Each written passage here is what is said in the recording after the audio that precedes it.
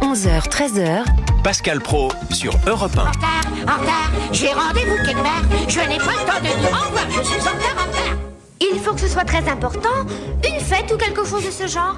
Monsieur Lapin! Monsieur Lapin. Oui, Monsieur Lapin. Pourquoi ? Parce que c'est la taxe Lapin. Oui, Exactement. c'est ça. Faut-il mettre en place une taxe de... Mais on va encore se mettre en colère parce que mais je vous assure. Non, mais là, vous pensez vraiment que les gens qui ne viennent pas à un rendez-vous médical, on va leur mettre une taxe de 5 € et que le médecin va récupérer ces 5 €? En tout cas, ça ils vont payer. C'est le projet. Ils vont payer comment, les gens? Ah, ça, c'est la question. Faut-il mettre donc une taxe de 5 € aux patients qui n'honorent pas leurs rendez-vous médicaux et annulent moins de 24 heures à l'avance? C'est ce qu'on appelle la taxe Lapin et elle ira directement dans la poche du médecin. Vous êtes professionnel de santé, êtes-vous souvent confronté à ce type de patient? On peut peut-être écouter le docteur Jean-Paul Hamon, que vous connaissez, il est président d'honneur de la Fédération des médecins de France. Il est interrogé pour Europe 1 par Laurent Tessier. Moi, je suis dans un groupe de 5 médecins généralistes. On a un secrétariat présentiel et on s'organise avec les lapins. C'est-à-dire que quand un patient vient nous voir après avoir posé un lapin, on le prévient que si il en pose 2 autres, il sera obligé de changer de médecin traitant parce qu'on ne l'acceptera plus. Or, maintenant, quand je vois un nouveau nom qui prend un rendez-vous et qui commence par un lapin, je sais que c'est un habitué de Doctolib, et là, celui-là, il devient tout de suite un ex-futur patient, parce que les gens sont maintenant habitués à utiliser Doctolib, ils prennent 2-3 rendez-vous, et Doctolib ne fait absolument pas le ménage. Bon, ça c'est clair, effectivement, donc Monsieur Hamon, il a la meilleure solution. Un type qui fait un lapin, il vient pas 2 fois. Il a raison. Deux lapins, c'est au revoir. Une fois, ça peut arriver à tout le monde. Oui. Mais déjà, ce que je trouve extraordinaire, c'est comme... Je suis souvent, moi, dans les restaurants. Les restaurateurs te disent que des gens ont réservé, des gens ne viennent pas, et ils ne préviennent pas. Ça, c'est quand même... c'est un manque de respect total, franchement. Total. Bah oui, non, mais ça va au-delà. Donc maintenant, que font les restaurateurs? Ils prennent une carte bleue et un minimum. Ils ont raison. C'est-à-dire, dans certains restos, tu prends 50 € ou 100 €, et si le type vient pas, la carte bleue sera créditée. Quoi, créditée pas crédité. Débité. Ça va vous. Le restaurateur sera crédité. Si tu donnes de l'argent à ceux qui ne viennent pas, ils vont tous appeler après. Bon, est-ce que vous connaissez Léon Defontaine? Léon Defontaine? Oui. Non, pas comme ça. Bon, il est tête de liste communiste de la gauche unie pour les élections européennes. Et je pense que si je vous pose la question... Ah, il était invité ce matin, non? Oui, c'est Léon, ça. je pense que très peu de gens le connaissent, Léon Defontaine. Tête de liste communiste de la gauche. Oui. C'est donc pas monsieur Roussel, puisqu'il est tête de liste communiste. Oui. Et il était invité de Sonia Mabrouk ce matin à 8h10. Et que dit-il sur cette idée de la taxe lapin?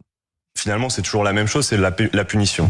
Il y a un problème de chômage, on s'attaque aux chômeurs. Il y a un problème d'accès aux soins, on s'attaque aux patients. Je pense que l'enjeu principal... On s'attaque aux patients avec la taxe lapin? Ce que je dis, c'est que bien évidemment, lorsqu'on ne peut pas se rendre à un rendez-vous, il faut l'annuler, etc. En revanche, ce que je dis, c'est que le problème d'accès aux soins aujourd'hui, il n'est pas lié au fait qu'on a des gens qui ne viennent pas à leur rendez-vous, ou parce qu'aujourd'hui, on n'a pas assez suffisamment de médecins, notamment de médecins généralistes, mais pas uniquement, des spécialistes également, sur l'ensemble du territoire. Lorsqu'on doit attendre 6 mois, 1 an, des fois plus encore, pour pouvoir avoir accès à des médecins juste généralistes, eh bien, le problème, il n'est pas au fait qu'aujourd'hui, il y en a qui n'honorent pas leur rendez-vous. Le problème, il est qu'on ne forme plus assez de médecins dans notre pays et qu'on ne leur permet pas de s'installer. Mais des milliers. Enfin, c'est pas le même sujet, quoi. C'est ça qui est compliqué avec monsieur Desfontaines, que je ne connaissais pas, et les communistes en général, c'est que tu leur poses une question, ils parlent d'autre chose. Donc, c'est pas le sujet. C'est pas le sujet. Qu'il n'y ait pas assez de médecins, c'est pas le sujet. Bon. Il est 11h58. Est-ce qu'on peut écouter C'est lundi, tiens? Maintenant? Non? Non, je sens que c'est pas le bon moment. On n'est pas dans le mood. Est-ce que vous pouvez le dire ça? On n'est pas dans le mood. Non, parce que je récuse le franglais.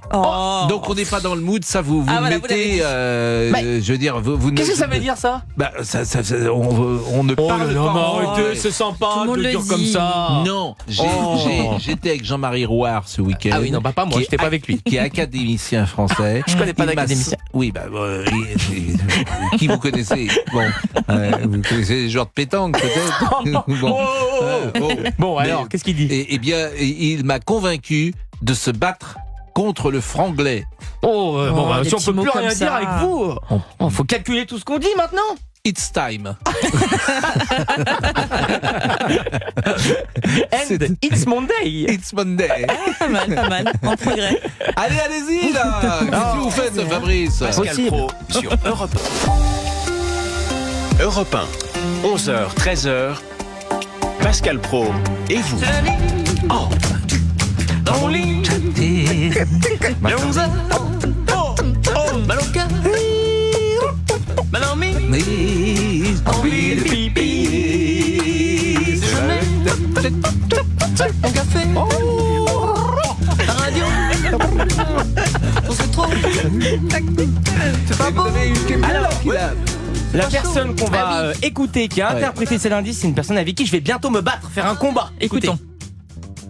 C'est lundi, dans mon lit, les 11h, mal au cœur, mal dormi, envie de pipi, déjeuner, mon Alors, café, est-ce que vous devinez? Est-ce que vous avez radio, deviné qui est-ce? trop c'est trop. C'est quelqu'un qui a une tranche sur Europe 1. Oui, exactement. Plutôt proche de la nôtre. Très proche.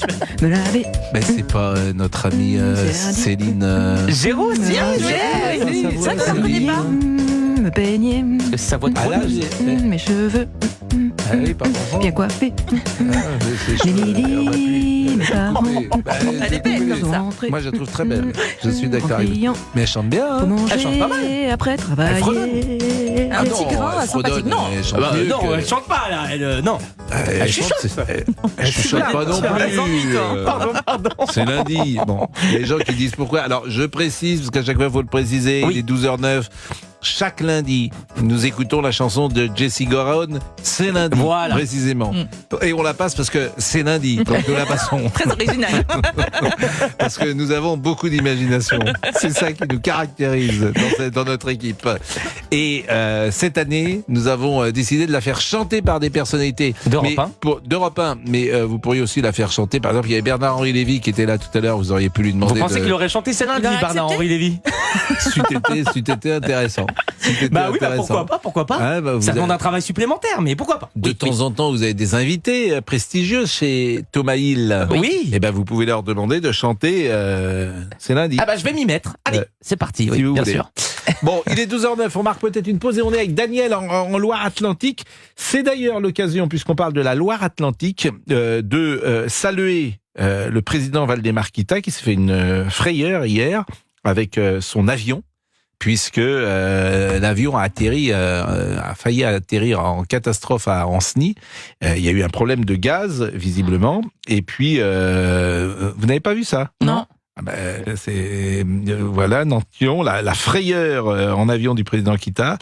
Il a connu un moment de panique, grosse frayeur juste avant la rencontre. Le président nantais a connu un moment de panique. C'est selon Ouest France, le jet privé qui transportait ce dernier a été contraint d'effectuer un atterrissage d'urgence à l'aérodrome d'Anceny en raison d'un problème technique. Au final, le pilote a remis les gaz pour se poser à Nantes.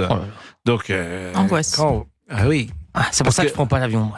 Oui. Ah oui. Non, mais en même temps, bon, et Anceny, c'est à 2 pas de Nantes. C'est 10 ou 20 kilomètres. Donc, on est heureux pour le président du FC Nantes, que vous avez pu entendre chez Jacques Vendroux. samedi. Et vous pourrez réécouter cette interview qui est absolument formidable, d'ailleurs, et déplorer hier soir que Nantes a perdu contre Lyon 3-1. Florian Carasson-Maillan m'a envoyé un message très tard. Très C'est content, honteux. lui. Je demande une sanction. Non, mais je vais vous dire, parce qu'il est lyonnais, Florent. Supporter bon, de Lyon. Je voudrais quand même dire un truc, parce que je suis loin du football aujourd'hui, certes, mais Monsieur Lacazette, il doit être exclu parce que il doit prendre non pas un carton jaune, mais un carton rouge. C'est un joueur de Lyon. Oui, D'accord. quand il a mis son coude dans le visage d'un Nantais, il doit être ça se fait exclu. pas, c'est vrai. Exclu. Mais la VAR Bon. a été checkée. Mais la VAR n'a pas été checkée puisque l'arbitre n'a même pas été Enlevez-moi voir ça. la VAR. Et c'est Lacazette qui marque le but égalisateur une demi-heure plus tard. Donc cette victoire est usurpée, la victoire de Lyon. Oh, vous Elle allez est loin, là. usurpée, elle est Pas du usurpée. tout. Oui. Vous allez un petit peu loin, Je là, me non permets de le dire Pascal à Président. 12h11. Comment Pascal Président. Oh là là, non, Fayot. non, ça c'est des gens très gentils. Des mauvais souvenirs. Ne me souhaitez pas de malheur. Et ne souhaitez pas de malheur Bravo, aux Laurent. supporters nantais. Et j'aute en tant que supporter stéphanois Oh que là là. toutes les victoires de Lyon sont usurpées. Parce que vous êtes supporter de Saint-Etienne maintenant. Oui, toujours, depuis toujours. Non, mais il mange dans toutes les gamelles. Hein. Mais non, Franchement, lui. Je suis d'accord avec vous, mais vous n'êtes pas du tout. Vous êtes pas né à Saint-Etienne. Non, je ne suis pas né dans la Loire, mais je suis supporter depuis tout petit de cette équipe. Pourquoi il se fait inviter au stade Geoffroy Guichard. Voilà pourquoi il est supporter.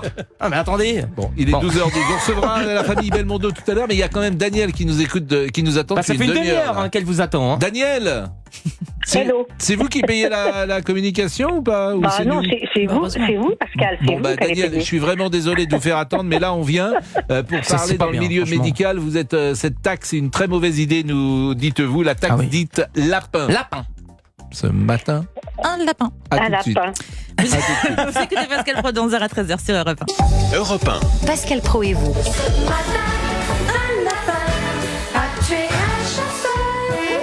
La taxe lapin, faut-il mettre en place une taxe de 5 € aux patients qui n'honorent pas leurs rendez-vous médicaux et annulent moins de 24 heures à l'avance?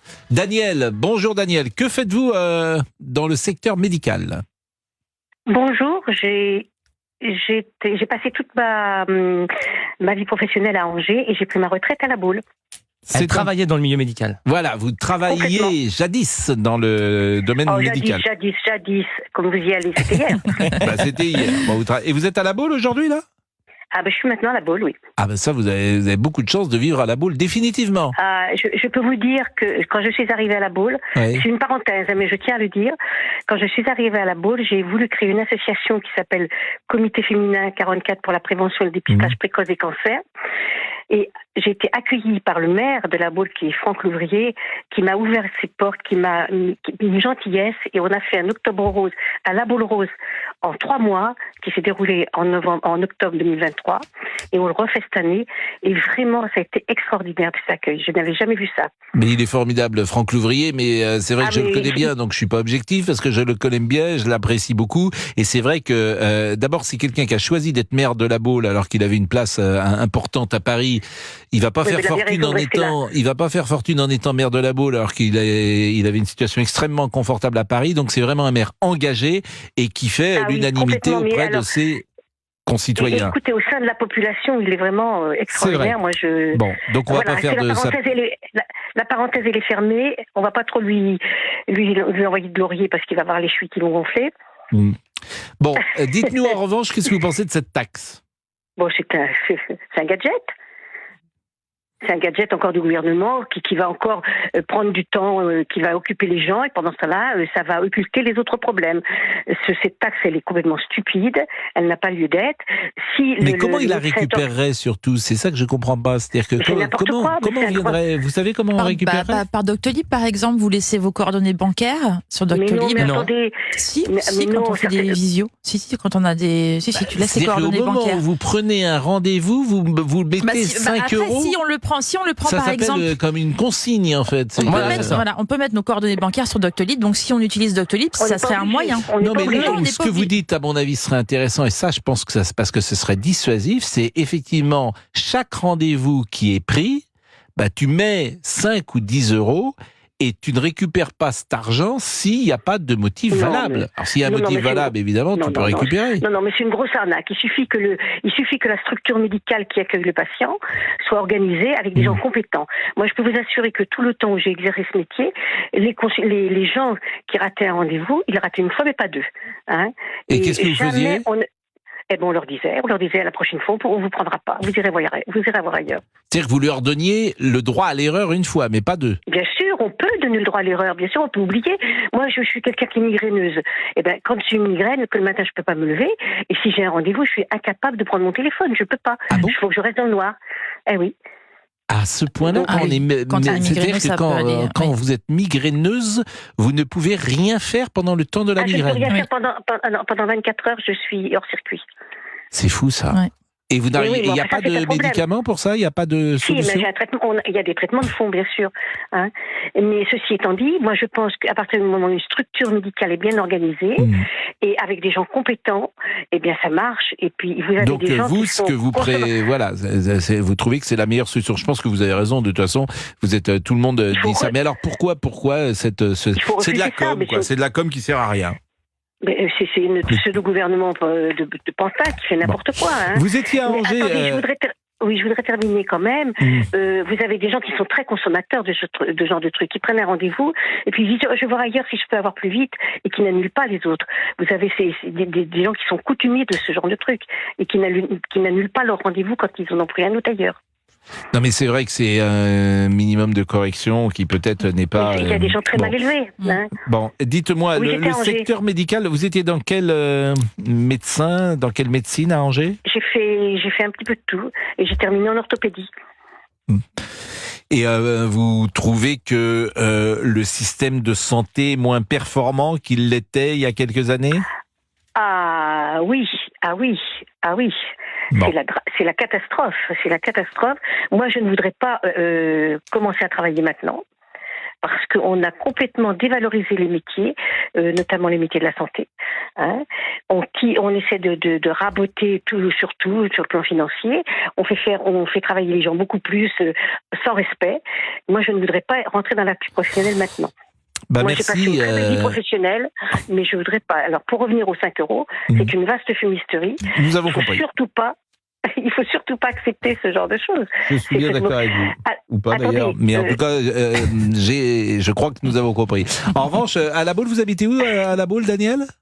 Derrière la gare. Ah, derrière la gare. Vous connaissez tout, vous, à La Baule. Oui. Oui. C'est chaque maison. C'est la plus belle gare du monde. Ah bon, pourquoi ? Mais parce que je suis à 2 minutes de la gare. Mais c'est une gare de carte postale, la gare de La Baule. Elle est magnifique. C'est une gare de carte postale. Mais parce que c'est un bâtiment comme on en construisait jadis.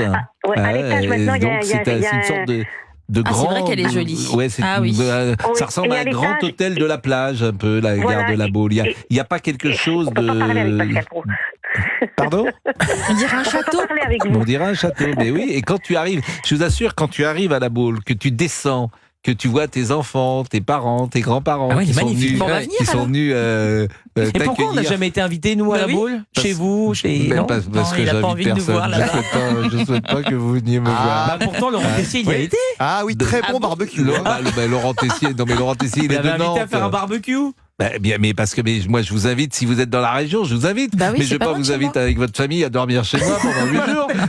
Parce que vous êtes capable de rester. Je vous connais, vous êtes capable d'accepter. Oui, c'est vrai. Je cherchais une destination de vacances. Vous viendrez. Non, mais c'est vrai que c'est charmant, La Baule. Il y a quelque chose de d'agréable. Écoutez, peut-être qu'un jour je le saurai. Il y a tellement de villes en France, de toute façon, qui sont formidables. J'imagine, vous allez partout en vacances. Tout à fait. C'est plus agréable parfois que les grandes villes. Oui, mais quand même, j'aimerais bien connaître La Baule. Quand même. C'est entendu. Daniel disait qu'elle n'aimerait pas commencer à travailler aujourd'hui. Oui. C'est une injonction finalement que vous avez écoutée.